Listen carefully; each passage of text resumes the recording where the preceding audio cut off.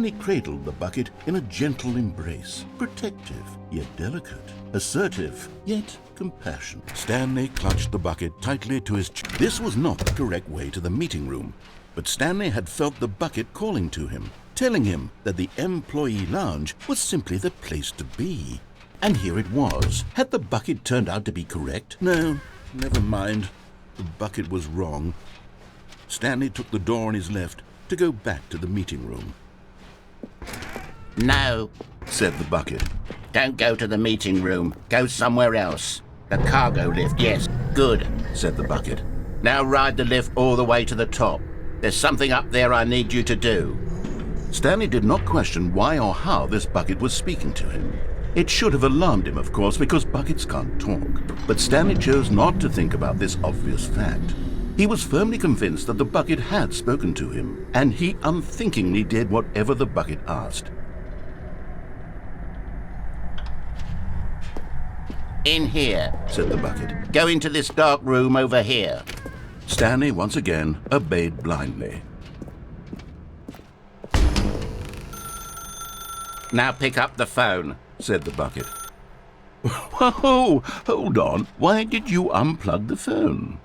Were you trying to resist the bucket's orders? Stanley, I was joking. Obviously, the bucket isn't talking to you and telling you to do things. Buckets can't talk. It was a joke. Don't you get the joke? It's funny, Stanley. A talking bucket. Can't you see? Oh, goodness. I must have really bungled up the delivery if you actually took me seriously. Where did I mess up the joke? Should I have paused for longer or spoken quicker? Comedic timing is so difficult. I wish I were better at it. But there isn't exactly an instructional video on comedy that one can watch to fully... Oh, wait, yes, there is. It's sitting right here. Let's take a look. What is comedic timing? What is comedic timing? How does it work? How long should it last? How can it be used to effectively silence your political enemies? And more importantly, can it be taught in its entirety within 90 seconds? Thankfully, the answer to all of these questions is yes. Let's dive deeper. If you've ever told a joke or made someone laugh, in all likelihood, you did it while standing 50 to 80 centimeters from them in a room of no more than 76 degrees Fahrenheit, with one of your arms raised straight upward at a 15-degree angle from your body. These are the optimal conditions for good comedic timing. To begin the joke, start by stating and spelling your name. Next, provide a brief synopsis of the joke, including the specific times at which the recipient of the joke will laugh, and then spell out your name a second time. With these steps complete, it's time to begin the humor. Speak the entire joke in no more than 18 seconds and no less than 13 and a half, pausing only for bathroom breaks when necessary. When the joke has concluded, it is customary to inform your listener that the joke is over by declaring in your loudest possible voice, "I'm Dunny with the funny." Let's practice screaming, "I'm Dunny with the funny" now. Good.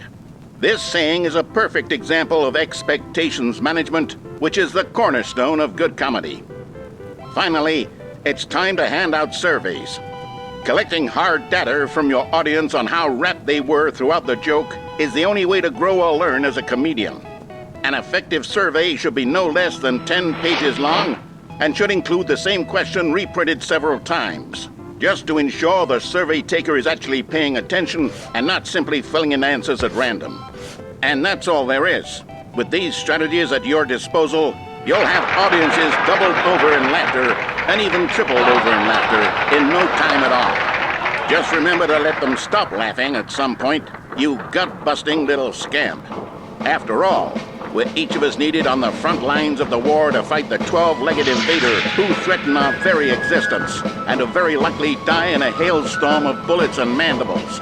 All of us must be prepared to give our lives to this noble cause, just as our children must do after us, and their children after them. Godspeed, and may Earth reign supreme. Hey, goodness, this video is a little outdated, isn't it? Well, no matter. I think the fundamentals of proper comedic timing are still as relevant today as they were back then. So with that in mind, I believe the only way forward is for us to return to the two doors and walk through all of this again, so I can try telling my story with more appropriate comedic delivery. Come along, let's head back.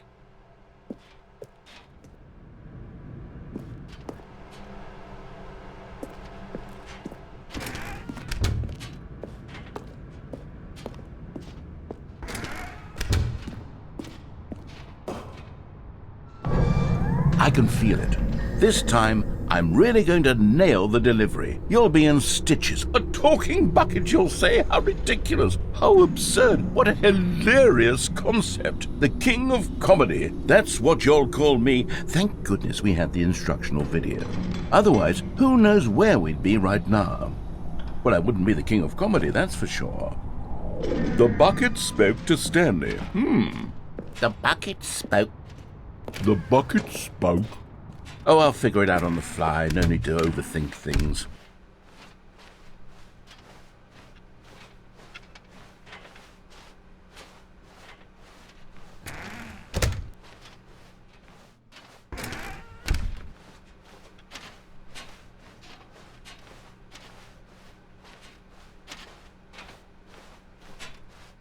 Here we go. You ready? When Stanley and the bucket came to a set of two open doors, they entered the door on the left.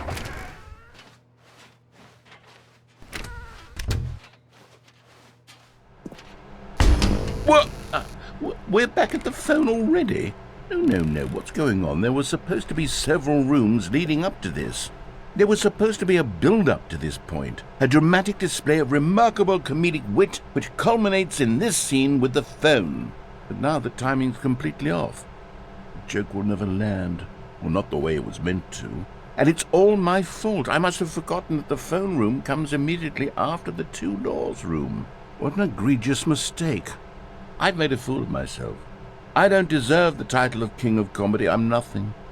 I'm not even the lowliest joke-telling whelp.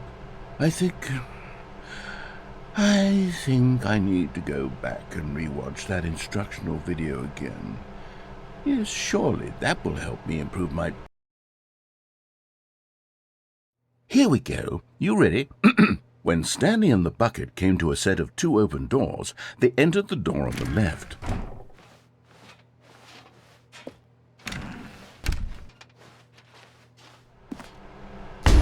What? We're back at the phone already? No. Here we go. You ready? When Stanley and the bucket came to a set of two open doors, they entered the door on the left.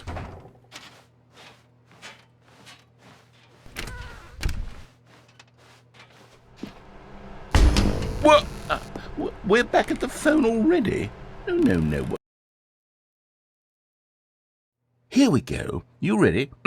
When Stanley and the bucket came to a set of two open doors, they entered the door on the left.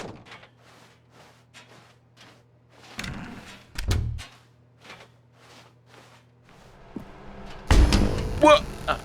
We're back at the phone already? No. Here we go. You ready? When Stanley and the bucket came to a set of two open doors, they entered the door on the left.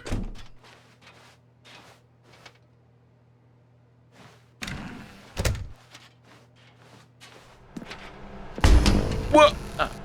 We're back at the phone already? No.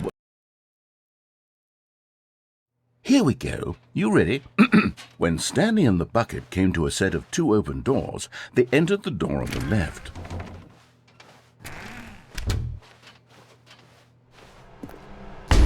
What? We're back at the phone already? No.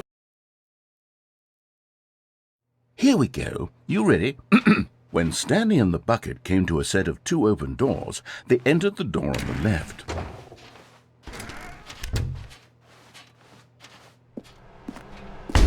What? We're back at the phone already? No. Here we go. You ready?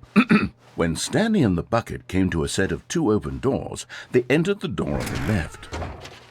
No, no, no, no, no. You were supposed to go through the door on the right, leading back to the phone. Did you not even look at the instructional video? I think this is all covered very clearly. There's no way I can make the comedic timing work now. It's done. The joke is completely done and over. It's all your fault, Stanley. I'm going to be ridiculed in the community of other joke writers. I'm going to be shamed at every one of our meetings from now on. All because you couldn't watch a simple video and take a hint. Are you proud of yourself for bringing me down, Stanley? Are you proud? Stanley, you love the bucket so much it's like you... it's as though all of your other most prized possessions pale in comparison. Yes. Well, let me try that again, Stanley.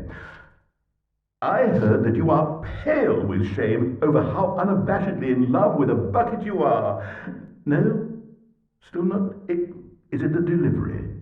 Pale with shame. Pale with shame? Pale... What's another word to describe a bucket? Stanley, this bucket is so metal, I think I saw it playing guitar. No. We're getting away from making fun of Stanley's obsession with the bucket, which was the whole point of this. I'm no good at these jokes.